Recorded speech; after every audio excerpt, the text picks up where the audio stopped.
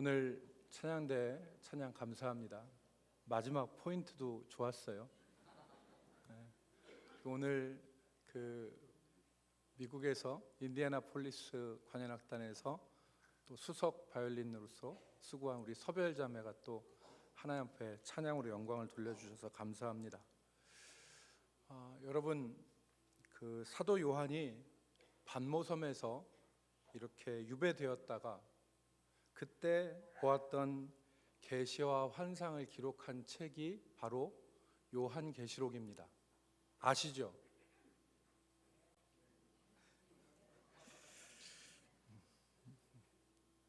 요한은 예수님의 12 제자 중에 한 사람이었습니다. 그리고 예루살렘이 무너진 이후에는 요한이 에베소로 가요. 그래서 에베소 교회와 여러 교회들을 돌보다가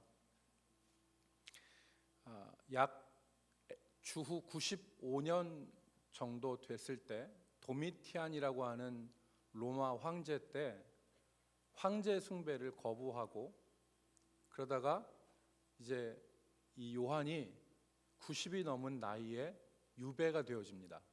그래서 그 유배되어진 섬이 이제 오늘 본문에 나오는 반모라고 하는 섬입니다.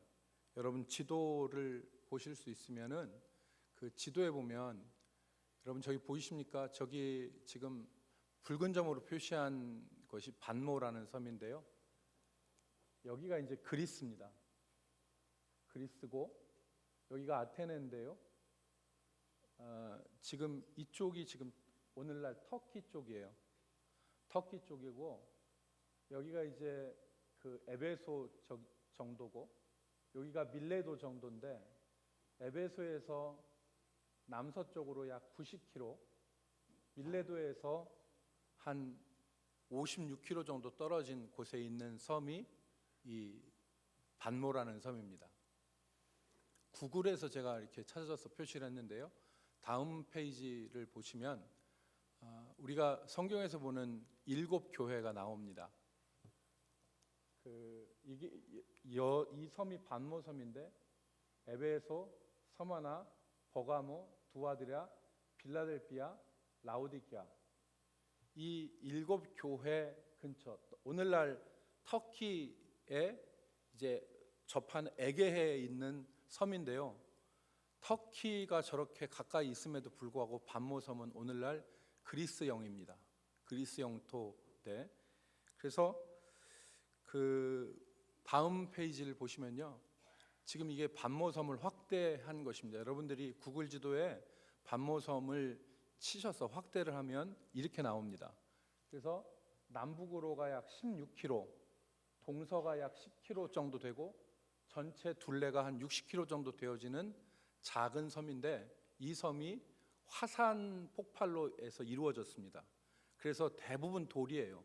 대부분 돌인데 이 반모섬이 그 로마 시대, 이 요한 시대에는 유배지로 이렇게 사용되었습니다. 로마에 대적하는 사람들을 갖다가 이제 가둬놓고 그 안에서 채석장에서 돌을 캐게 만드는 일을 한 것이 바로 이 반모섬이었습니다. 요한이 저 반모섬에서 유배가 되었던 것이죠. 나이가 90이 넘은 그런 때였습니다. 여러분 왜 로마 제국이 기독교인들을 박해했냐면 기독교인들은 하나님 한 분에 대한 신앙을 고백하기 때문에 황제에 대해서 황제를 신이라고 경배하지 않았습니다. 그래서 황제 숭배를 하지 않았기 때문에 그래서 핍박을 당했던 것입니다. 때로는 재산을 몰수당하기도 하고 때로는 옥에 갇히기도 하고 때로는 죽임을 당하기도 했습니다. 혹독한 핍박이 있었습니다. 그때 당시의 상황을 오늘 우리에게 짐작하게 하는 유물 2가지가 있는데 그 첫 번째가 바로 뭐냐면 카타콤이라고 하는 것입니다. 카타라는 말은 헬라어의 아래라는 뜻이거든요. 그러면 콤이라고 하는 것은 무덤이에요. 그러니까 지하에 있는 무덤, 땅속 아래에 있는 무덤, 우리처럼 이렇게 봉분을 만드는 것이 아니라 이때 로마 시대 당시에는 이 지하를 파서 지하에 공간을 두고 그것을 묘지로 썼습니다. 여러분 사진에서 보시는 바와 같이 저게 이제 카타콤 내부인데요. 석회질로 되어 있기 때문에 다른 구조물을 설치하지 않아도 파면 기둥을 세우지 않아도 그 지하 묘지가 존재를 했습니다. 그래서 저게 로마 그 무덤이었고요. 패어진 곳에다가 시신을 안치를 한 겁니다. 저걸 카타콤이라고 하는 것이죠. 그 다음 사진을 보시면요, 이렇게 넓은 공간도 만들 수가 있었습니다. 그래서 로마 사람들이 박해를 하였을 때 그 박해를 피해서 기독교인들이 예배하였던 곳, 이곳이 예배당이 되었겠죠. 이 곳을 카타콤이라고 하는 것입니다. 두 번째 유물은 뭐냐면 로마의 대표적인 관광지인 원형 경기장입니다. 여러분 그 사진을 보시면요, 저기 어떤 사람이 있습니다. 2016년에 제가 로마에 갔을 때 카타콤 앞에서 찍은 사진인데요. 여러분 그 지금 기둥이 한 4층 정도 돼 있잖아요. 엄청난 규모입니다. 그 앞에 로마의 이 그 말에 대한 형상 조형물도 있는데 제가 사진을 줘서 찍었는데요. 그 다음 페이지를 보시면요, 가히 규모가 엄청납니다. 주목할 것은 세 번째 사진인데요. 세 번째 사진을 보시면 이게 카타콤 내부입니다. 카타콤 내부인데요.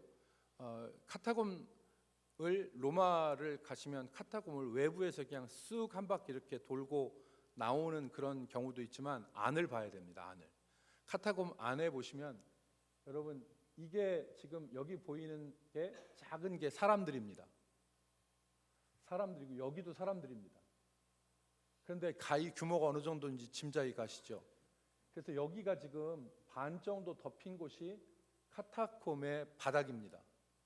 그리고 이쪽은 카타콤의 원형 경기장의 지하입니다. 그러니까 원래는 다 덮여 있는데 이 지하에는 검투살이라든지 사자와 같은 맹수들이 대기하고 있다가 순서가 되면 위로 올라오는 것입니다. 그래서 여기서 뭐를 했냐? 기독교인들을 처형을 했습니다. 예수 믿는 사람들을 저 카타콤 원형 경기장 가운데 세워놓고 며칠씩 굶주린 사자들을 풀어놓고 거기서 뜯어 먹는 거를 저 관중석에서 사람들이 보고 즐겼던 것입니다. 예수 믿는 것들 저렇게 피 흘리면서 죽는다. 수많은 사람들이 이 원형 경기장에서 죽음을 맞이했습니다. 대표적인 사람이 여러분 시리아의 안디옥이라고, 이 우리가 그 성경에서 볼 수 있는 이 안디옥의 감독이 이그나티우스라고 하는 사람이었었는데, 이 이그나티우스라는 사람이 이 원형 경기장에서 사자들의 밥이 된 겁니다. 지금도 이제 그림이 전해 오는데 사자들이 달려들 때 이그나티우스가 두 손을 벌려서 사자들에게 자기 몸을 줬다고 합니다. 그러니까 이 이그나티우스가 누구냐? 예수님께서 겸손을 가르쳤을 때 누구든지 이 어린아이와 같지 아니하면 결단코 하나님의 나라에 들어갈 수 없다라고 말씀하실 때 그때 들이켜서 세운 아이가 이그나티우스라고 그 전설이 내려옵니다. 이 이그나티우스가 주 110년, 그러니까 이 주 110년에 이그나티우스가 이 안디옥에서 압송이 되어서 로마로 끌려왔고 로마에 끌려와서 거기서 사자밥이 되었던 것입니다. 이 이그나티우스가 책을 한 권 남겼습니다. 지금 우리에게도 책이 남아 있는데요. 일곱 편지라고 하는 책이 남아 있습니다. 이그나티우스가 시리아의 안디옥에서 로마로 압송되면서 그때 당시의 사람들에게 편지를 7교회에 보냅니다. 물론 오늘날 우리가 계시록에 보는 7교회가 아닙니다. 로마 교회를 비롯해서 다른 교회에 편지를 보내는데 이게 여러분 카톨릭 출판사인 분도 출판사에서 저 이그나시오라고 하는 이냐시오라고 카톨릭에서는 부르는데 그 이그나티우스의 편지를 그 모은 책이 7편지라는 책입니다. 여러분들이 얼마든지 구해서 읽을 수 있는 책입니다. 그런데 그 압송되어져 가는 동안에 7교회에다가 편지를 쓴 것입니다. 박해 기간 동안에 어떻게 신앙생활을 해야 되는지, 왜 7편지를 썼는지. 그래서 저 7편지의 서문에 보면 이그나티우스가 왜 이 7편지를 썼는지에 대해서 나오는데, 그것이 바로 무엇이냐면 다시 유대교로 돌아가는 사람들이 생겼던 거예요. 핍박이 있고 환란이 있으니까 예수에 대한 믿음을 버리고 박해를 안 받는 유대교로 돌아간 것입니다. 그러니까 여러분, 대표적인 것이 뭐가 있겠어요? 주의를 지키는 게 아니라 안식일을 다시 지키는 것으로 돌아간 사람들이 있었던 것입니다. 그렇기 때문에 이그나티우스는 이러한 박해들 가운데서 오늘 성도들의 믿음을 굳건하게 하기 위해서 편지를 쓴 것입니다. 요한계시록에 오늘 우리가 11절에 있는 7교회의 명단이 나오는데, 오늘 요한이 요한계시록을 쓴 것도 바로 그러한 이유에서입니다. 핍박과 박해 가운데서 하나님께서 주시는 메시지, 그것이 요한계시록의 내용이고, 우리가 있는 대로 에베소, 서머나, 버가모, 두아디랴, 사대, 빌라델비아, 라오디게아 교회에게 편지를 쓴 것입니다. 여러분, 요한계시록을 주일 오후에 거의 한 3년 동안 저와 여러분이 살펴봤는데, 이제 요한계시록도 거의 끝나가게 되고, 이제 우리가 이번 12월 달을 마지막으로 요한계시록을 마치게 되면 우리는 지난 6년 동안 성경 66권을 3년에 걸쳐서 2번을 보게 되는 것입니다. 그래서 여러분들이 그동안 보지 않았던 구약의 책들도 우리가 설교 가운데 같이 나눴거든요. 그런데 이제 마지막에 이제 요한계시록이 왔고, 2025년도 1월 달부터는 제가 이 66권 성경에 매이지 않고 자유롭게 설교를 하려고 합니다. 그런데 오늘 이제 마지막 이제 요한계시록이 성탄절을 제외하고는 이제 12월 달에 요한계시록을 이제 보게 될 텐데, 많은 사람들이 요한계시록을 어려운 책이라 그렇게 얘기합니다. 물론 요한계시록에는 수많은 상징이 있습니다. 또 비유가 있기 때문에 이 요한계시록을 금방 이해하기는 쉽지 않습니다.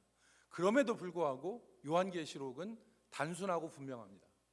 요한계시록의 메시지는 분명한 것입니다. 바로 뭐냐면, 교회를 핍박하는 이 악의 세력을 세상의 참 죄인이 되시고 세상을 다스리시는 참 하나님께서 반드시 심판하실 것이고, 그리고 고난 가운데서도 믿음을 지킨 성도들을, 그 거룩한 성도들을 하나님께서는 반드시 붙잡아 주시고 그들을 새하늘과 새 땅으로 인도하실 것이다.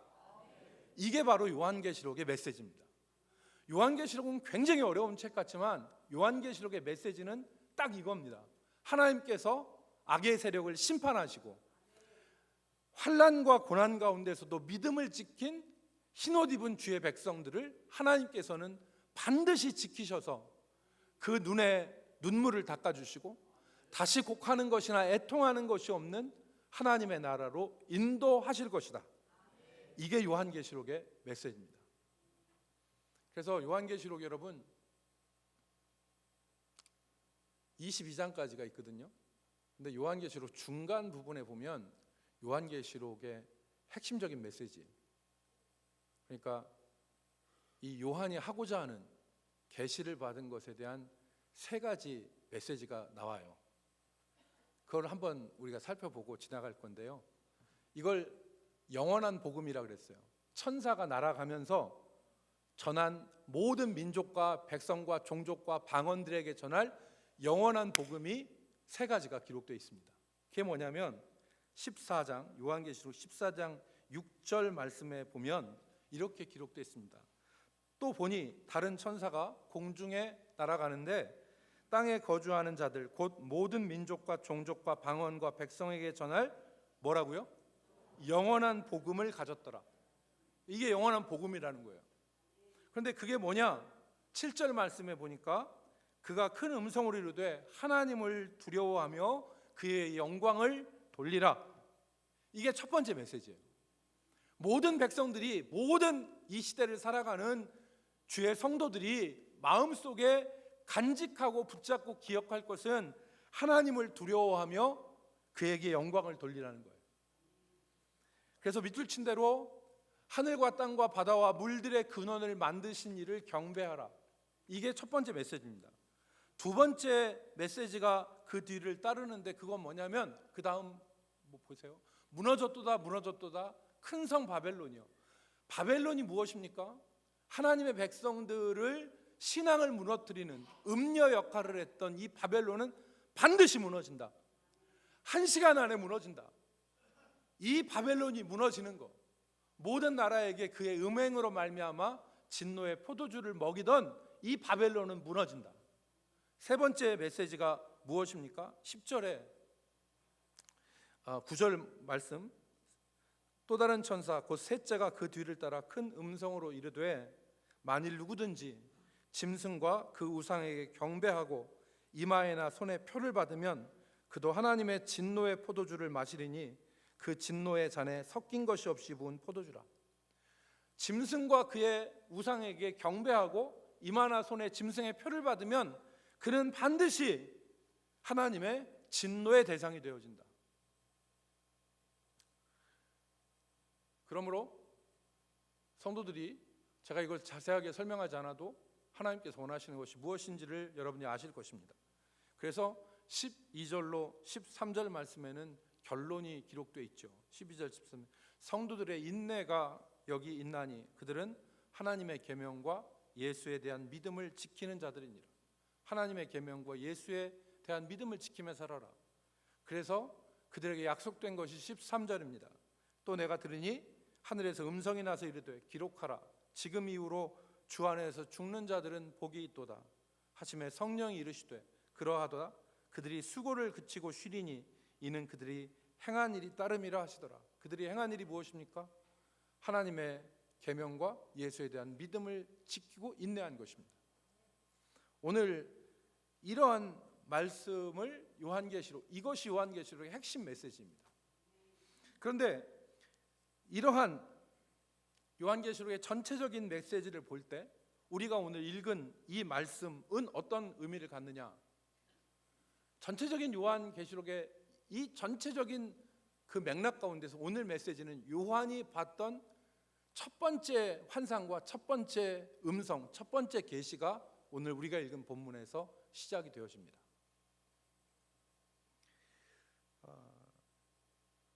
그가 반모섬에서 오늘 우리가 읽은 말씀의 제목대로 나팔소리 같은 큰 소리를 듣고 몸을 돌이켜보니 7 금초대 사이에 계신 주님을 본 것으로 시작이 됩니다.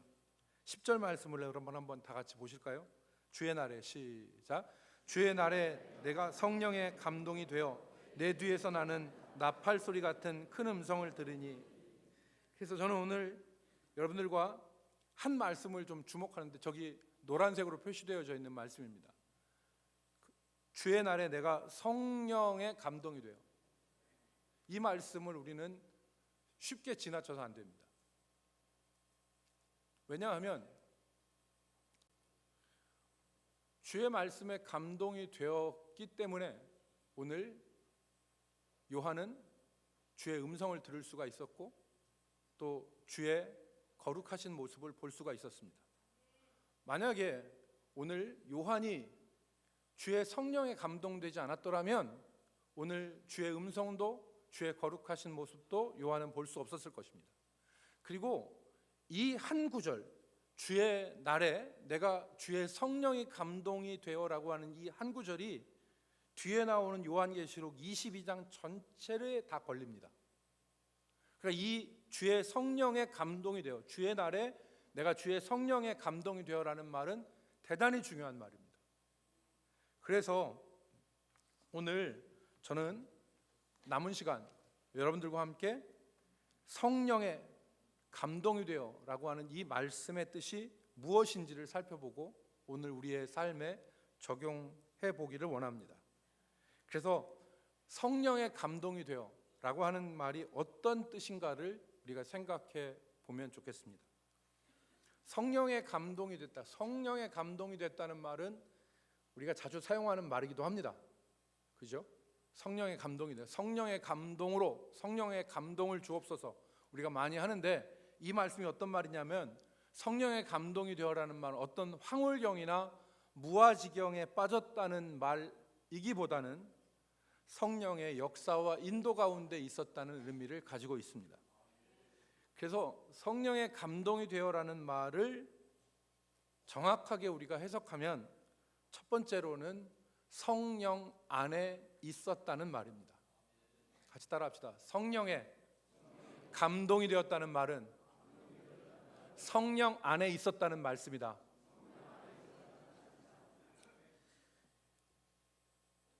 이 헬라어 원문에는 엔 퓨누마티라는 말을 씁니다. 엔이라는 말은 영어의 인이라는 뜻이거든요. 푸뉴마티는 여러분 아시다시피 성령이라는 뜻입니다. 그러니까 성령 안에 있었다는 것이죠. 요한이 성령 안에서, 믿음 안에서, 그리스도 안에서 있었다는 것을 우리는 주목해야 됩니다. 여러분, 요한은 이때 당시에 성령 안에 있을 수 있는 상황이 아니었습니다. 요한의 삶에서 희망적인 것을 거의 발견할 수가 없었습니다. 요한은 유배되어서 자유로운 몸이 아니었습니다. 90이 넘은 노인이었습니다. 사랑하는 사람들을 떠나서 유배되어서 돌만 무선한 이 화산섬에서 살아야 됐습니다. 눈만 뜨면 보는 게 뭡니까? 돌무더기입니다. 눈만 뜨면 자기를 기다리는 것은 채석장의 노동이었습니다. 90이 넘으신 성도들 여기 계시는데 자기 몸 하나도 가누기가 어렵습니다. 그런데 날마다 채석장의 고된 노동이 자신을 기다리고 사랑하는 성도들은 다 떠나 있고 유배된 몸이고, 그리고 듣는 얘기는 성도들 가운데 믿음을 떠나서 세상으로 돌아가고 유대교로 돌아가는 사람도 생기고, 로마 제국은 지금 넘을 수 없는 거대한 벽처럼 흔들리지 않는 벽과 같이 자신의 눈앞에 서 있는 것입니다. 이런 상황에서 여러분이라면 어떻겠습니까? 여러분, 이런 상황에서 믿음이라는 것이 헛된 것이 아닐까라고 하는 회의와 의심이 이 요한에게 찾아오지 않았을까요? 아무리 이 사람이 사도지만 정말 이러한 상황 가운데서 요한에게도 믿음이 과연 헛된 것은 아닐까라고 하는 회의가 들지 않았겠습니까? 눈만 뜨면 마주치는 현실은 그의 삶에서 희망의 싹을 짓밟아 버렸을 것입니다. 사람들에 대한 실망과 사람들에 대한 짜증이 그를 괴롭힐 수도 있었을 것입니다. 그럼에도 불구하고 요한은 성령 안에 있었던 것입니다.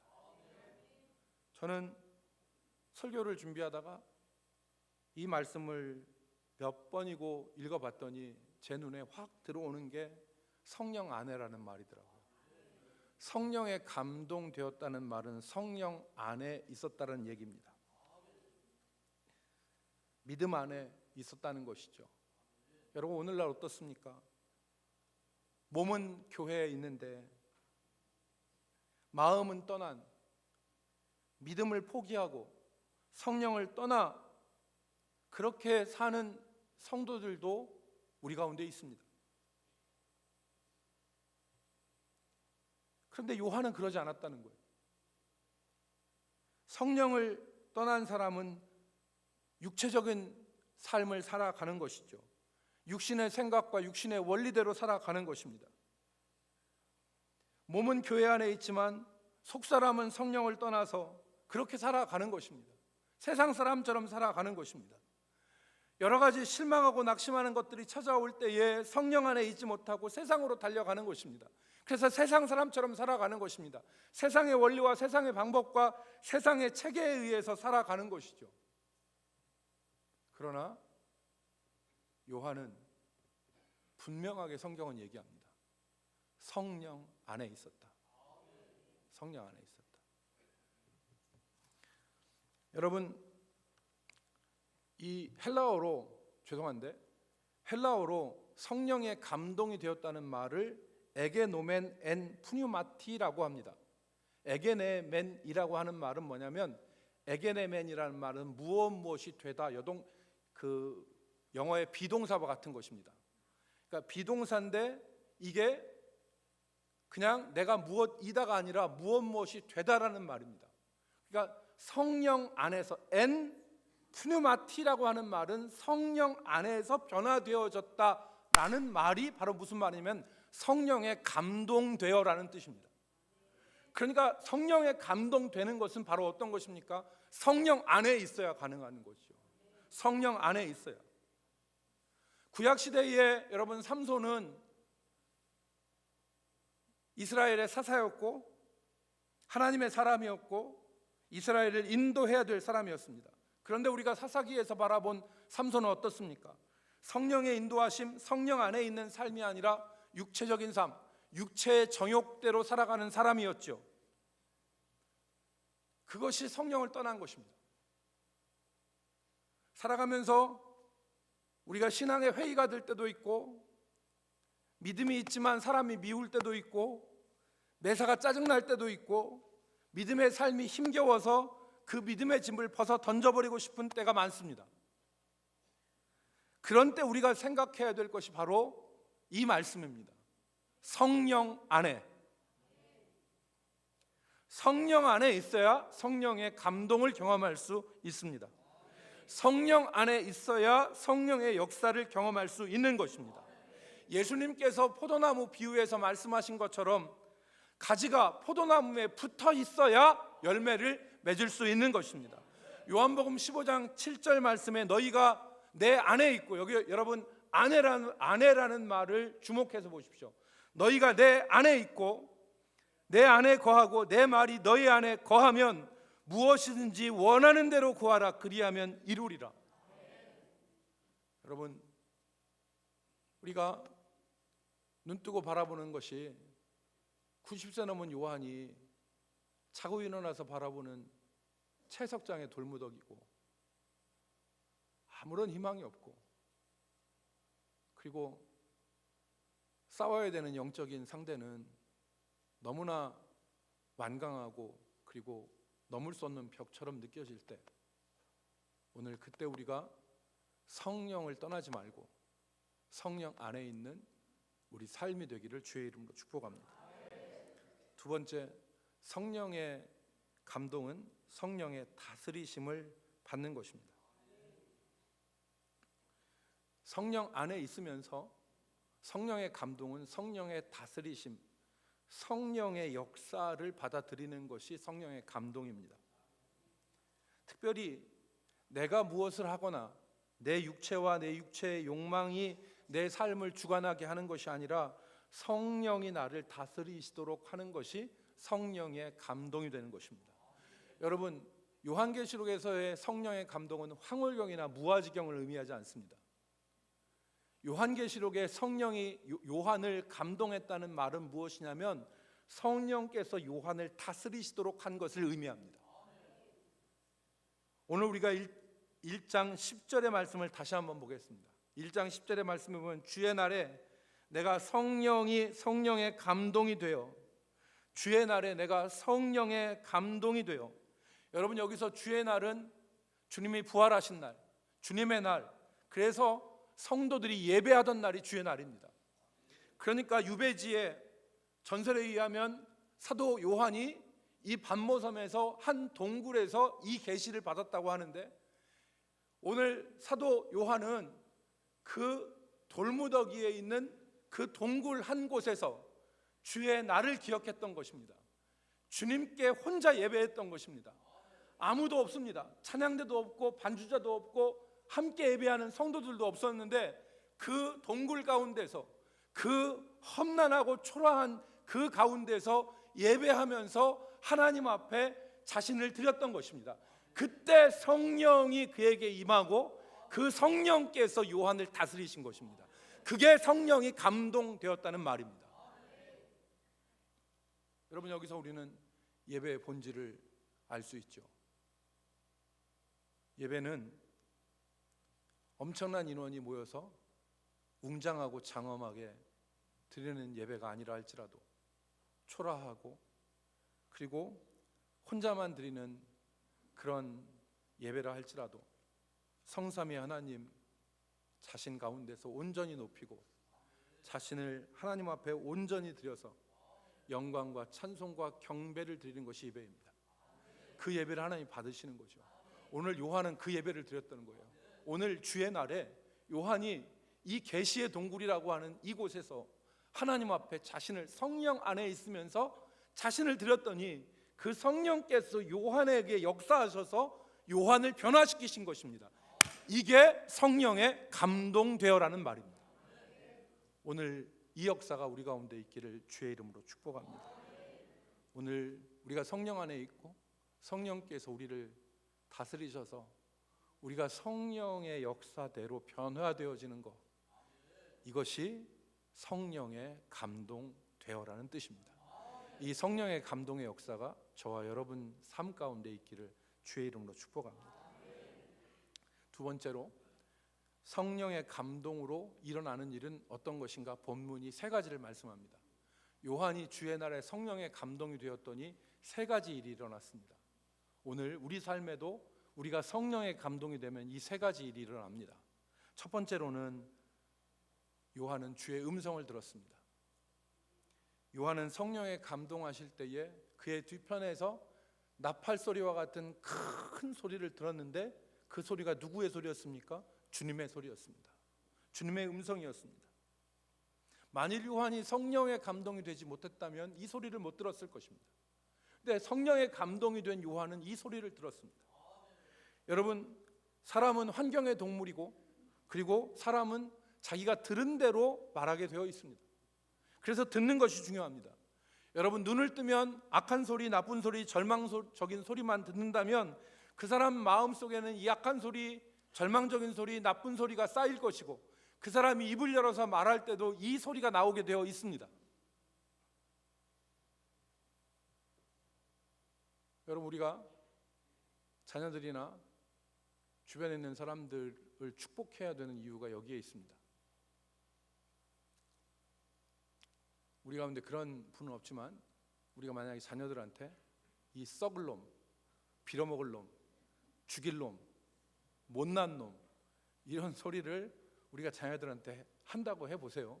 근데 이게 여러분 사랑에 담긴 그 썩을 놈도 있잖아요. 그런데 진짜 그 말로 보면 엄청나게 무시무시한 소리 아니에요. 이 썩을 놈 해보세요. 이게 어떻게 하자는 얘기야 이게.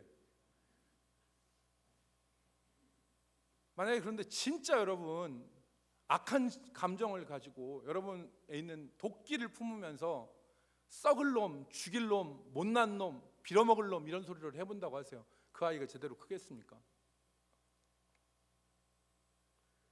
그러니까 우리가 어떤 소리 듣느냐. 그래서 성경에 보면 하나님께서 이스라엘 백성들이 광야에서 하도 원망과 불평을 하니까 너희 말이 내 귀에 들린 대로 내가 행하리라. 너희 말이 내 귀에 들린 대로 내가 행하리라. 원망하고 불평하고 욕하고 그게 삶을 그렇게 망치는, 자기 입에서 나가는 말로 자기의 삶을 감싸는 거 아닙니까? 그런데 오늘 요한은 지금 누구의 음성을 들어요? 주의 음성을 들었어요. 주의 음성을 들었어요. 그런데 하나님은 어떤 분이십니까?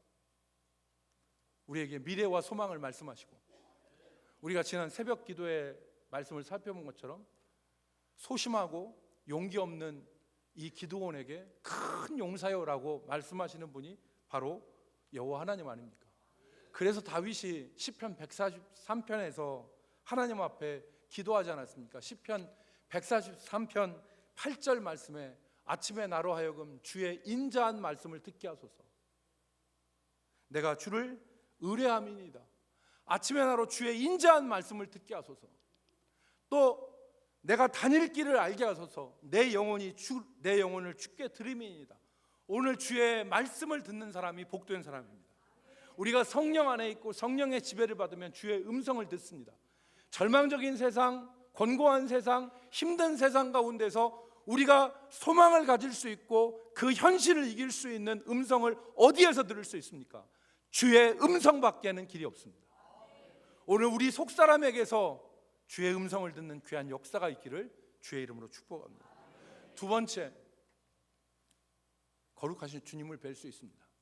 성령의 감동이 있으면 요한은 자기 몸을 돌이켜서 뒤를 봤더니 금촛대 사이에 계신 거룩하신 주님을 봅니다. 오늘 우리가 읽은 말씀에 보면 그 주님께서 발에 끌리는 옷과 금띠를 띠고 금촛대 사이, 여기서 금촛대는 교회를 의미하는데 그 교회 사이를 거니시는 주님의 모습을 봐요. 거룩하신 주님의 모습을 뵙는 것입니다. 여기 있는 한 절 한 절에 있는 이 주님의 모습은 설명할 것이 많지만 오늘 이 말씀은 다 지나가고 오늘 우리가 성령 안에 있고 성령의 감동을 받으면 거룩하신 주님을 뵐 수 있고 우리의 삶이 거룩해지는 은혜를 누릴 수가 있습니다. 이게 복이에요. 거룩하신 주님을 뵈면 삶이 거룩해집니다. 오늘 성령의 감동으로 우리가 거룩하신 주님을 뵐 수 있어요. 그때부터 길이 열리고 그때부터 삶의 무질서와 혼란들이 정돈되어지고 그때부터 생명의 역사가 그 사람 삶에 물이 오르듯이, 그러니까 봄에 식물에 물이 올라서 잎이 파란 것처럼 오늘 그 역사가 오늘 주의 거룩하심을 본 사람들 삶 가운데 이루어지는 것입니다. 죄악 가운데서 헤매면 죄악 가운데서 부정한 것, 악한 것 끊어내지 못하고 살아가면 그 역사가 일어나지 않아요. 그런데 거룩하신 주님을 삶에서 뵈면 그때 길이 열리고 삶의 혼란과 무질서가 정리되어지고 그리고 하나님의 생명의 역사가, 그래서 주님이 내가 곧 길이요 진리요 생명이니 라고 말씀하신 것입니다. 세 번째, 성령의 감동이 되면 우리가 사명을 감당할 수 있습니다. 여러분, 오늘 17절 말씀에 보니까 거룩하신 주님을 뵙고 요한이 발에 엎드려 쓰러져 있을 때 주님께서 하신 것이 뭐냐면 요한에게 안수하셨어요. 오른손을 그의 몸에 얹으시고 하신 말씀이 두려워하지 말라. 그리고 19절 말씀에는 이렇게 기록합니다. 내가 본 것과 지금 있는 일과 장차될 일을 기록하라. 오늘 성령의 감동이 되었을 때 이 요한은 주께 받은 사명을 감당할 수 있는 힘을 얻게 되어진 것입니다. 우리가 인생을 살아가다가 지칠 때가 있습니다. 주님 사랑에도 쓰러질 때가 있어요. 그때 우리에게 필요한 것이 주의 얹은 손입니다. 오른손을 얹으시고 그에게 힘을 주시고 그에게 사명을 감당할 수 있도록 하시는 것입니다. 사랑하는 성도 여러분, 성령 안에 거하시기를 바랍니다. 성령 안에 거하시고 성령의 다스리심을 사모하는 우리 교회 모든 성도들이 되기를 주의 이름으로 축복합니다.